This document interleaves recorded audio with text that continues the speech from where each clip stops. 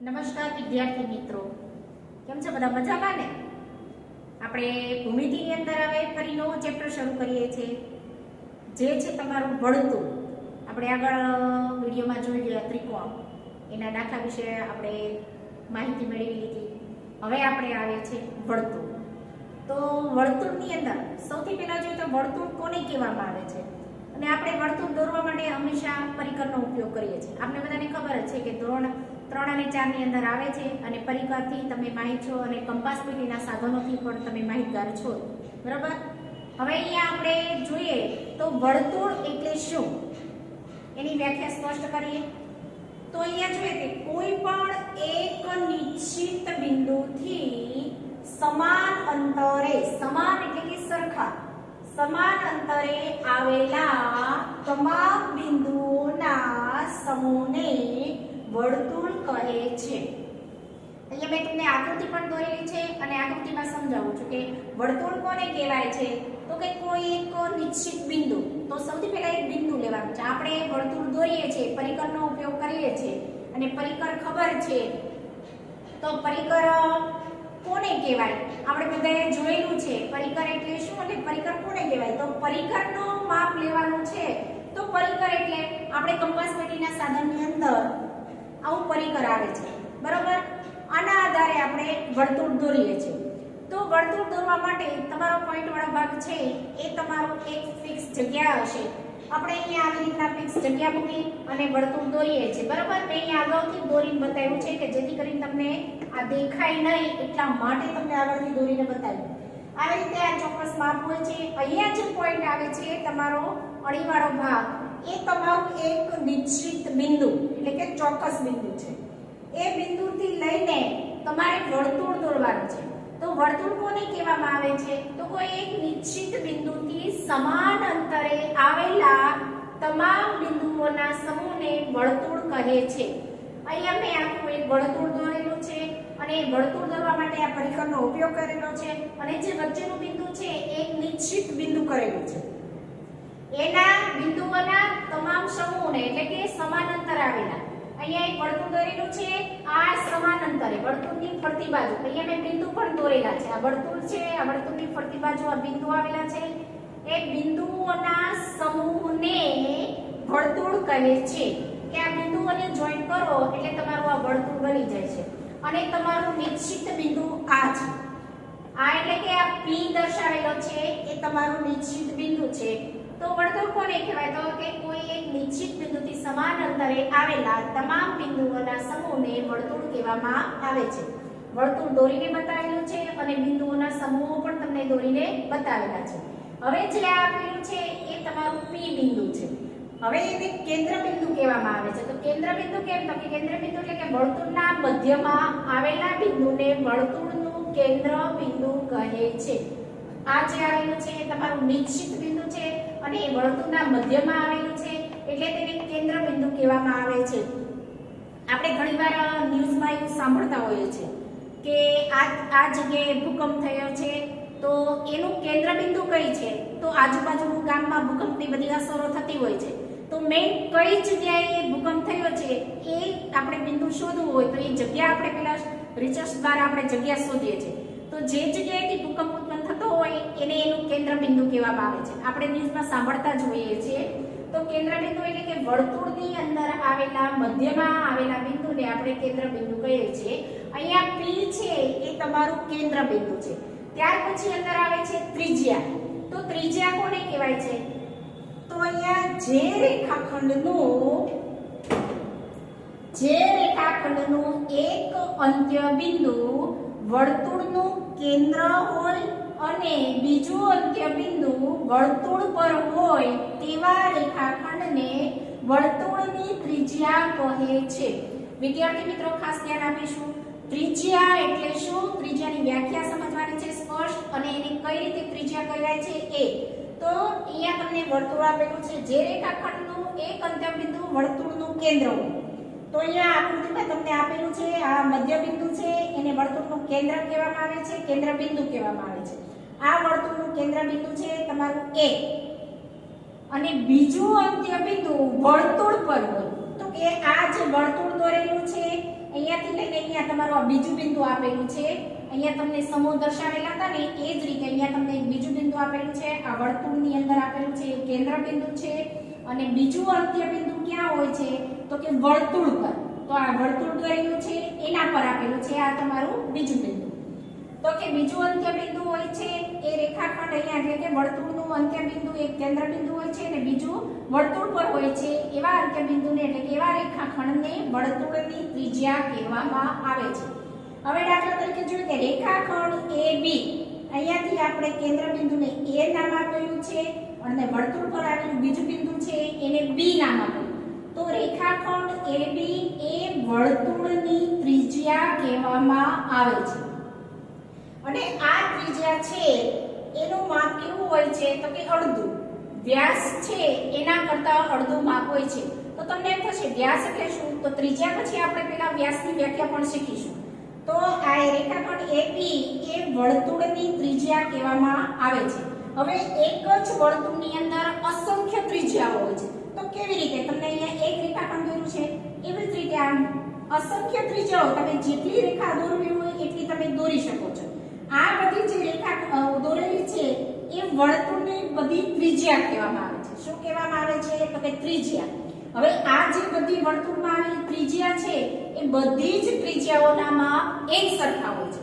એક સરખા શું કરવા હોય છે, કેમ કે અહીંયા વર્તુળ આપણે ચોક્કસ માપનું દોરેલું છે અને એનું કેન્દ્ર બિંદુ પણ ચોક્કસ છે અને એ ચોક્કસ બિંદુથી આપણે જેટલી ત્રિજ્યા દોરો છો એ બધી જ ત્રિજ્યાના માપ એક સરખા હોય છે.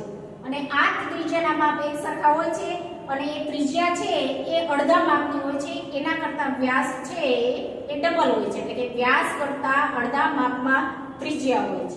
હવે વ્યાસ આપણે જોઈએ તો વ્યાસ કોને કહેવાય છે તો કે વર્તુળના કેન્દ્રમાંથી પસાર થતો હોય અને જેના બંને અંત્ય બિંદુ વર્તુળ પર હોય તેવા રેખાખંડને વ્યાસ કહે છે. વ્યાસ કોને કહેવામાં આવે છે તો કે વર્તુળના કેન્દ્રમાંથી પસાર થતો હોય અને જેના બંને અંત્ય બિંદુ ક્યાં હોય છે તો કે વર્તુળ પર હોય છે તેવા રેખાખંડને વર્તુળનો વ્યાસ કહેવામાં આવે છે. અહીંયા તમને આખું વર્તુળ આપેલું છે અને એને મધ્યમાં આવેલું છે એને કેન્દ્ર બિંદુ કહેવામાં આવે છે. વર્તુળની મધ્યમાં જે આવે એને કેન્દ્ર બિંદુ કહેવામાં આવે. તો આપણે વર્તુળ દોરીએ એટલે એની મધ્યમાં બિંદુ આવી જ જાય, એટલે કે આપણે વર્તુળ દોરતા પહેલા અહીંયા તમારી નિશ્ચિત બિંદુ હોય છે એ એનું કેન્દ્ર બિંદુ છે. અહીંયા આપણે P છે એ એનું કેન્દ્ર બિંદુ છે. વ્યાખ્યા શું કહેવા માંગે છે વ્યાસની, કે વર્તુળના કેન્દ્રમાંથી પસાર થતો હોય અને જેના બંને અંત્ય બિંદુ, તો એક બિંદુ અહીંયા છે અને એક બિંદુ અહીંયા છે. આ બંને બિંદુ કેવા છે અંત્ય બિંદુ. તો કે બંને અંત્ય બિંદુ કેના પર હોવા જોઈએ તો કે વર્તુળ પર. આ પણ વર્તુળ પર A બિંદુ છે અને અહીંયા B બિંદુ નામ આપેલું છે એ પણ ક્યાં છે, બંને વર્તુળ પર આપેલા છે. કેન્દ્રમાંથી પસાર થતું હોય, આ કેન્દ્ર છે અને એમાંથી પસાર થતું હોય એવા બંને અંત્ય બિંદુ ક્યાં હોય, વર્તુળ પર હોય તેવા રેખાખંડને શું કહેવામાં આવે છે, વર્તુળનો વ્યાસ કહેવામાં આવે છે.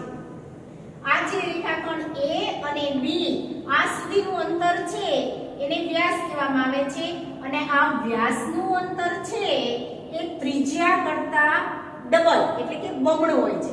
ત્રિજ્યા કઈ આવે છે તો કે રેખાખંડ P અને B આટલી ત્રિજ્યા આવે છે અને વ્યાસ કેવો આવે છે એ રેખાખંડ A અને B એટલે કે ડબલ. ત્રિજ્યાનું માપ આટલું હોય તો એને ડબલ કરો એટલે આ બાજુ જ્યારે દોરો ત્યારે એનો ડબલ માપ થઈ જાય છે. અને વ્યાસ કરતા ત્રિજ્યાનું માપ અડધું હોય છે અને ત્રિજ્યા કરતા વ્યાસનું માપ ડબલ હોય છે. એટલે કે અહીંયા તમારે જોડાયેલો છે, સીધો પસાર થાય છે. એટલા માટે આપણે આગળનામાં જોયું હતું કે અહીંયા ત્રિજ્યા કોને કહેવાય કે જે બધાના માપ એક સરખા હોય છે અને એ એક સરખા માપ છે અને અસંખ્ય ત્રિજ્યા હોય છે. જ્યારે અહીંયા વ્યાસ છે કેન્દ્રમાંથી પસાર થાય છે અને બંને અંત્ય બિંદુ વર્તુળ પર હોય છે, એટલે કે આ જોડાયેલા હોય છે એ વ્યાસ કહેવામાં આવે છે. અને વ્યાસનું માપ આ ત્રિજ્યા આટલી છે એના કરતા ડબલ, કેમ કે વ્યાસ આપણે સીધો દોરેલો છે. રેખાખંડ AB એ આખો વ્યાસ છે, જ્યારે રેખાખંડ PB એ ત્રિજ્યા છે અને રેખાખંડ PA એ પણ એક ત્રિજ્યા છે. એટલે આ સાથે જોડો એટલે તમારો વ્યાસ બને, એટલે કે ત્રિજ્યા કરતા વ્યાસનું માપ ડબલ હોય છે. હવે આપણે જોઈએ જીવા. જીવા કોને કહેવાય? તો કે જે રેખાખંડના બંને અંત્ય બિંદુ વર્તુળ પર હોય તેવા રેખાખંડને વર્તુળની જીવા કહે છે અને વર્તુળના કેન્દ્રમાંથી પસાર થતી જીવાને વ્યાસ કહે છે. વિદ્યાર્થી મિત્રો ખાસ ધ્યાન આપજો. જીવા કોને કહેવાય છે અને એની અંદર જ વ્યાસ આવે છે, તો વ્યાસ કોને કહેવાય છે એ આપણે જોઈએ. તો જે રેખાખંડ આપેલો છે એટલે કે જે રેખાખંડના બે અંત્ય બિંદુ વર્તુળ પર હોય, કેના પર હોય છે? વર્તુળ પર. તમને અહીંયા વર્તુળ દોરેલું બતાવેલું છે, એની અંદર કેન્દ્ર બિંદુ આપેલું છે જેનું નામ આપેલું છે O.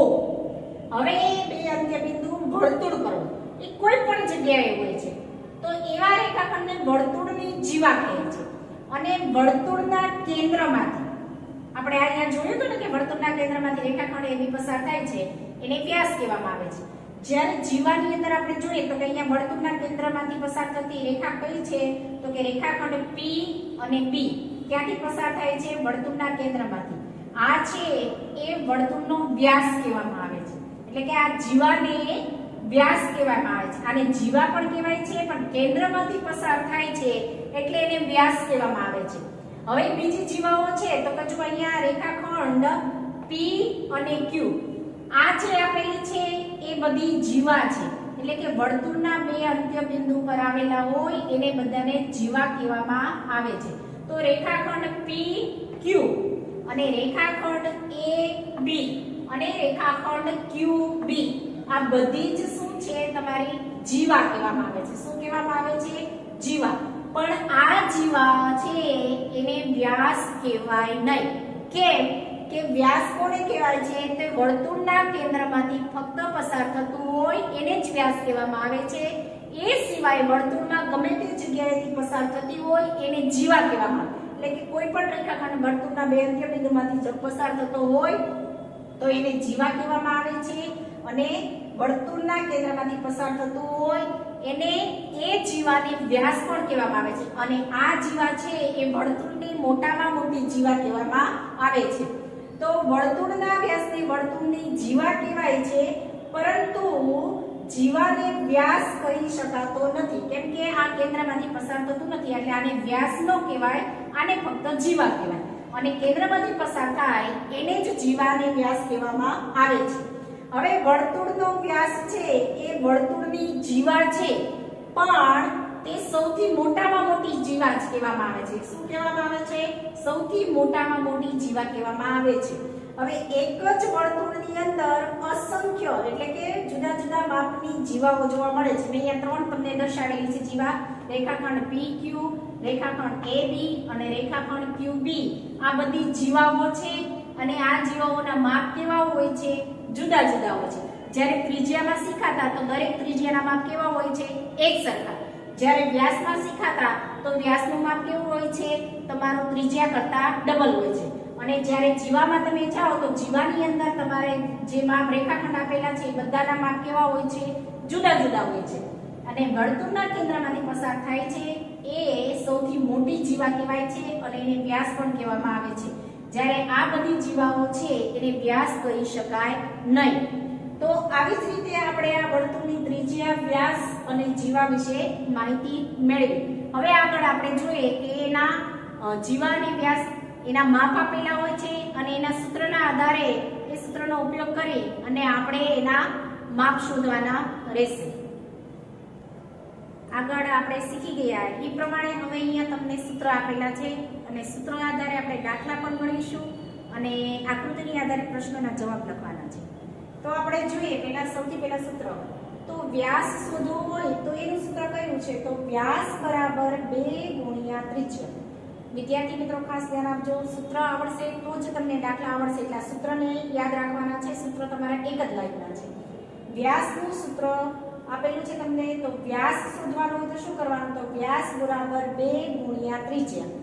હવે ત્રિજ્યા શોધવી હોય તો શું કરવાનું છે? તો ત્રિજ્યા બરાબર વ્યાસના છેદમાં 2. આપણે આગળ વ્યાખ્યા શીખી ગયા કે ત્રિજ્યાના માપ કરતા ડબલ માપ વ્યાસનું હોય છે અને વ્યાસના માપ કરતા ત્રિજ્યાનું માપ કેવું હોય છે? અડધું. તો ત્રિજ્યા શોધવી હોય તો વ્યાસના છેદમાં 2 એટલે કે વ્યાસ કરતા અડધું માપ હોય એટલે આ સૂત્ર એ પ્રમાણે મુકાશે. હવે તમને અહીંયા પ્રશ્ન 1 ની અંદર આપેલી આકૃતિ છે. આ આકૃતિના આધારે પણ પ્રશ્નોના જવાબ લખવાના છે. તો ઉદાહરણ તરીકે તમને સમજાવી દઉં છું, બાકીની આકૃતિ તમને ઘરેથી આપવામાં આવશે અને એના આધારે તમારે પ્રશ્નના જવાબ લખવાના. અહીંયા વર્તુળ આપેલું છે, વર્તુળની અંદર અહીંયા એક કેન્દ્ર બિંદુ આપેલું છે જેનું નામ આપેલું છે આપણે P. હવે અહીંયા તમને આપેલી છે AB એ તમારી AC એ છે તમારી જીવા. અહીંયા તમને વ્યાસ પણ આપેલો છે, ત્રિજ્યા પણ આપેલી છે અને જીવા પણ આપેલી છે. આ વર્તુળની અંદર બધું જ આપેલું છે. હવે આપણે એને કઈ કઈ વસ્તુ છે એ આપણે એને અલગ કરીશું. તો વર્તુળનું સૌથી પહેલા પ્રશ્ન છે વર્તુળનું કેન્દ્ર બિંદુ. તો વર્તુળનું કેન્દ્ર બિંદુ કયું છે તો કે P. હવે બીજો પ્રશ્ન છે કે વ્યાસ. તો આની અંદર વ્યાસ કયા કયા આપેલા છે એ લખવાના છે. તો આપણે શીખી ગયા વ્યાસ કોને કહેવાય છે તો કે જે વર્તુળના કેન્દ્રમાંથી પસાર થતું હોય અને જેના બંને બિંદુ અંત્ય બિંદુ વર્તુળ પર હોય તેવા રેખાખંડને વર્તુળનો વ્યાસ કહેવામાં આવે છે. તો કેન્દ્રમાંથી પસાર થાય છે. આ તમને અલગ અલગ ચોકથી રંગીન ચોકથી લીટી દોરી છે એટલે તમને ઝડપથી ખ્યાલ આવશે. વ્યાસ કોને કહેવામાં આવે છે તો કે વર્તુળના કેન્દ્રમાંથી પસાર થતો હોય બે અંત્ય બિંદુ વર્તુળ પર હોય તેવા રેખાખંડને વ્યાસ કહેવામાં આવે. તો આ વ્હાઇટ ચોકથી લાઈન કરેલી છે એ છે રેખાખંડ A અને B. વર્તુળના કેન્દ્રમાંથી પસાર થાય છે અને અંત્ય બિંદુ કેવા છે વર્તુળ પર છે. તો વ્યાસ કયો આવે તો રેખાખંડ AB. હવે આપણે ત્રિજ્યા શોધવાની છે. તો આમાં કેટલી ત્રિજ્યા આપેલી છે આપણે વ્યાખ્યામાં સમજી ગયા કે વર્તુળની અંદર અસંખ્ય ત્રિજ્યાઓ આપેલી છે અને ત્રિજ્યા બધી ત્રિજ્યાના માપ કેવા હોય છે તો કે એક સરખા. હવે આપણે ત્રિજ્યા શોધીએ છીએ. સૌથી પહેલા કેન્દ્ર બિંદુથી જ લઈને આપણે શોધવાની છે. તો અહીંયા કેન્દ્ર બિંદુ P આપેલું છે. તો જોઈએ રેખાખંડ સૌથી પહેલા PA અહીંયાથી અહીંયા સુધી રેખાખંડ PA એક ત્રિજ્યા થઈ. ત્યાર પછી રેખાખંડ PB અહીંયાથી અહીંયા એક ત્રિજ્યા થઈ આપણે લખેલું છે. ત્યાર પછી રેખાખંડ PC એક ત્રિજ્યા થઈ. ત્યાર પછી રેખાખંડ PD કેન્દ્રથી વર્તુળના અંત્ય બિંદુ હોય એને આપણે ત્રિજ્યા કહીએ છીએ. હવે ત્યાર પછી તમારું છે જીવા. તો જીવા કોને કહેવાય છે કે જે વર્તુળના કેન્દ્રમાંથી પસાર થતી ન હોય અને બહાર અલગ દોરેલી હોય એને જીવા કહેવામાં આવે. તો કઈ લીટી આવે છે તો અહીંયા તમને અહીંયા દોરેલી છે એક અહીંયા દોરેલી છે જે કેન્દ્રમાંથી પસાર થતી નથી. તો રેખાખંડ AC અને રેખાખંડ DE આ બે છે એ તમારી જીવા છે. તો આકૃતિની અંદર તમારે વ્યાસ ત્રિજ્યા અને જીવા બધા જ પ્રશ્નો આપેલા છે એમાંથી તમારે શોધી અને લખવાના રહેશે. ત્યાર પછી હવે અહીંયા આપેલું છે તમને કે નીચે આપેલા ત્રિજ્યાના માપ પરથી વ્યાસનું માપ શોધવાનું છે. ત્રિજ્યાનું માપ તમને આપી દીધું છે અને આપણે વ્યાસનું માપ શોધવાનું છે. તો અહીંયા સૂત્ર મૂકવું પડશે કે ત્રિજ્યા બરાબર 2 વ્યાસ બરાબર 2 ગુણ્યા ત્રિજ્યા. અહીંયા ત્રિજ્યા તમને આપેલી છે 5.5 સેમી. આપણે વ્યાસનું માપ શોધવાનું છે તો વ્યાસનું સૂત્ર લખવાનું છે. તો વ્યાસ બરાબર 2 ગુણ્યા ત્રિજ્યા. અહીંયા આપણે લખીએ 2 ગુણ્યા ત્રિજ્યા બરાબર કેટલું માપ આપેલું છે તો કે 5.5 સેમી. 2 ને 5.5 સેમી સાથે ગુણાકાર કરો એટલે 11 સેમી આવે. આપણે તેમ છતાં ફરી વખત એક ગુણાકાર કરીએ પોઈન્ટ વાળો છે એટલા માટે અહીંયા 2 મૂકેલા છે. ચાલો ગુણ્યા 2 બરાબર 5 દુ 10 શૂન્ય વધે 5 દુ 10 ને 11. હવે અહીંયા આવ્યા જવાબ તમારો 110. પણ અહીંયા પોઈન્ટ છે તો આપણે અહીંયા નીચે પણ એક પોઈન્ટ મૂકવો પડશે. એક અંકનું પછી પોઈન્ટ છે તો આપણે એક અંકનું પછી પોઈન્ટ મૂક્યો તો અહીંયા શૂન્ય છે એ પોઈન્ટ પછીનું છે તો આપણે એ શૂન્ય નીકળી જશે એટલે જવાબ કેટલો આવશે તમારો 11 સેમી. હવે બીજો દાખલો છે તમારો કે નીચે આપેલા વ્યાસના માપ પરથી ત્રિજ્યાનું માપ શોધવાનું છે. આપણે અહીંયા વ્યાસનું માપ શોધ્યું. હવે ત્રિજ્યાનું માપ શોધવું છે તો આપણે વ્યાસનું સૂત્ર લખવાનું છે. તો વ્યાસનું સૂત્ર કયું છે તો વ્યાસ બરાબર એટલે કે ત્રિજ્યા બરાબર વ્યાસના છેદમાં 2. વ્યાસનું માપ આપેલું છે તમારું 12 સેમી એટલે કે ત્રિજ્યા બરાબર વ્યાસના છેદમાં 2. તો કે 12 સેમી વ્યાસ આપેલો છે તો લખીએ 12 અને છેદમાં 2. આપણે સીધો ભાગાકાર આવડી જાય છે કે 2 ના ઘડિયામાં 12 આવે તો કે 2 6 12 એટલે સીધો કેટલો જવાબ આવશે 6 સેમી. તો આવી જ રીતે તમારે સૂત્ર યાદ રાખી અને દાખલા ગણવાના છે અને આકૃતિ આપેલી હશે એ આકૃતિની આધારે તમારે પ્રશ્ન લખવાના રહેશે. અસ્તુ.